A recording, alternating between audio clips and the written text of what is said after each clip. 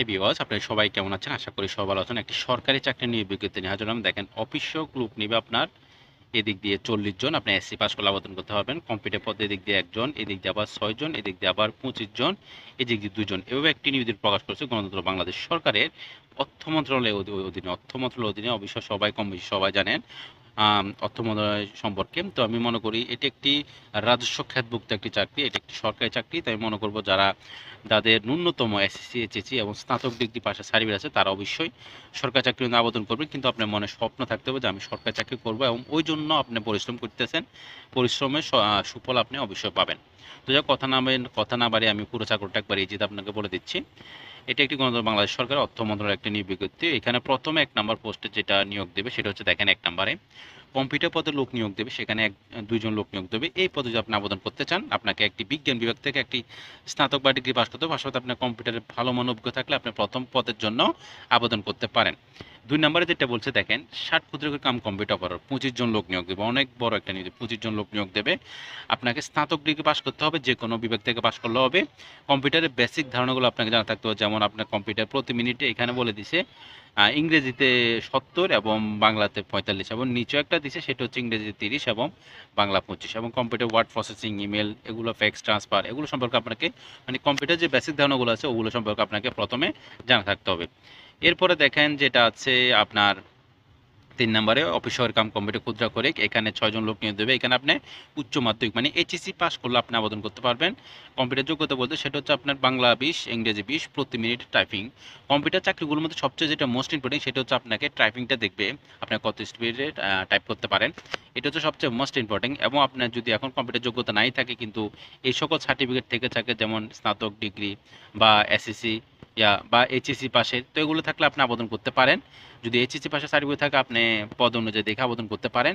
এরপর আপনি 3-4 মাসের এরকম সময় পাবেন। এর ভিতরে আপনি কম্পিউটারটা শিখে নিতে পারেন। যেকোনো সরকারি বা বেসরকারি একটা প্রতিষ্ঠান থেকে 3 মাসের একটা কোর্স কিনে এটা আপনার জন্য অনেক বেশি উপকৃত হবেন। তো এখানে 4 নাম্বারে সেম অফিস সহকারী কাম কম্পিউটার ক্ষুদ্র করিক এটা হিসাব কোষের জন্য এখানে 1 জন লোক নিয়োগ দেবে। উচ্চ মাধ্যমিক পাস করলে এবং কম্পিউটারের বেসিক ধারণাগুলো জানা থাকতে হবে। সবচেয়ে নিচে পোস্ট যেটা আছে অফিস সহকারী 40 জন লোক নিয়োগ দেবে। এটা খুবই সুন্দর এবং ভালো মানের একটা পদ আমি মনে করি। এগুলো হচ্ছে আপনার যেকোনো একটা সরকারি চাকরিতে প্রবেশ করা। এরপর আপনি আপনার পজিশন অনুযায়ী ভালো পোস্টিং করতে পারেন, ভালো পদোন্নতি করতে পারেন বা আপনি অন্য চাকরিতে পরীক্ষা দিয়ে চাকরি ট্রান্সফার করতে পারেন। সর্বপ্রথম আপনাকে একটা চাকরি পেতে হবে। সেটা যে চাকরি হোক না কেন, যে মন্ত্রণালয় হোক না কেন, যে অফিসে হোক, নিরাপত্তা প্রহরী হোক, যেকোনো পোস্টে আপনাকে প্রবেশ করতে হবে। যে ছেলেটা অর্থ মন্ত্রণালয়ে চাকরি করে। তো আমি মনে করি অফিস সহ কিন্তু ভালো মানের একটা পদ।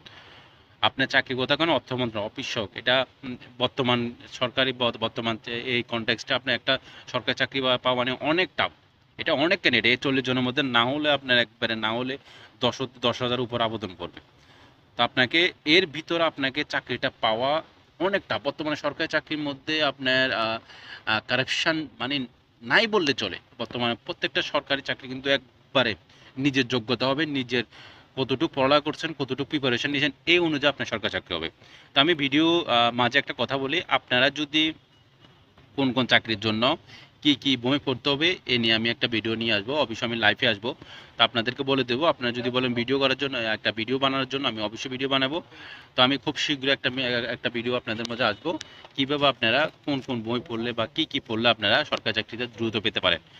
তো এবার আসেন এখানে অবশ্যই আপনি এসসি পাস করলে আপনার যদি একটি সার্টিফিকেট এসএসসি পাশের একটা সার্টিফিকেট থাকে অবশ্যই আপনি আবেদনটা করে ফেলেন, মিস করে না যায় আবেদনটা করে ফেলেন। তো এবার আসেন আবেদন কীভাবে করবেন, আবেদনের সময়সীমা। আবেদন করার আগে আপনার একটা সার্টিফিকেট আছে না, যেটা স্কুল সার্টিফিকেট এসএসসি বলেন এইচএসসি বলেন যে পদ আবেদন করবেন ওই সার্টিফিকেট আপনি 18 থেকে 32 বছর আছে কিনা দেখবেন, তাহলে আপনি আবেদন করেন। এরপরে আবার আসেন আবেদনটা কীভাবে করবেন। আবেদনের সময়সীমা 1 জুন থেকে 1 জুন সকাল 10টা বাজে আবেদন শুরু এবং 30 জুন বরাবর 1 মাস সময়। এর ভিতরে যদি আপনি ভিডিওটা দেখে থাকেন অবশ্যই আবেদনটা শেষ করে ফেলবেন। রাতে দেখলে সকালে যে আবেদন করবেন, দিনে দেখলে এখনই যে আবেদনটা করে ফেলবেন আমি মনে করি। এবং যাই এবং আপনি আপনার রুলস অনুযায়ী পড়ালেখা শুরু করে দেন। এগুলো একটু টেকনিক কাজে লাগে। পড়ালেখা করলে আপনি খুবই অল্প সময়ে একটা সরকারি চাকরি পেতে পারেন। এবার আসেন আবেদনটা কীভাবে করবেন। এখানে একটা লিঙ্ক দেওয়া আছে, দেখেন আবেদন লিঙ্ক।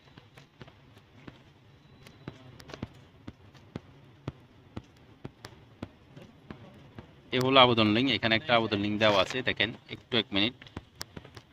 এখানে হবে আবেদন লিঙ্কটা, এটা আবেদন লিঙ্ক www.er উপরে দেখতেছেন er gov.bd এটি সরকারি চাকরি ওয়েবসাইট লিঙ্ক। এখানে এই লিঙ্কে আপনারা প্রবেশ করলে অবশ্যই তাদের ওয়েবসাইটে চলে যাবেন। যদি আপনারা আবেদনের ওয়েবসাইট, এটা হচ্ছে তাদের সরকারি চাকরির ওয়েবসাইট লিঙ্ক। এখানে যদি আপনারা আবেদন, ওইখানে ওয়েবসাইটে গেলে ওইখানে আবেদন অপশন আছে, সেখানে আপনারা আবার আবেদন করতে পারেন। যদি আপনারা ওয়েবসাইটে যে খুঁজতে কষ্ট হয়, তাহলে আমার এই ভিডিও ডিসক্রিপশন বক্সে আমি আপনাদের আমার যে আবেদন লিঙ্ক সেটা আমি দিয়ে দেবো এই ভিডিও ডিসক্রিপশন বক্সে, আপনারা সেখান থেকে দেখতে পারেন।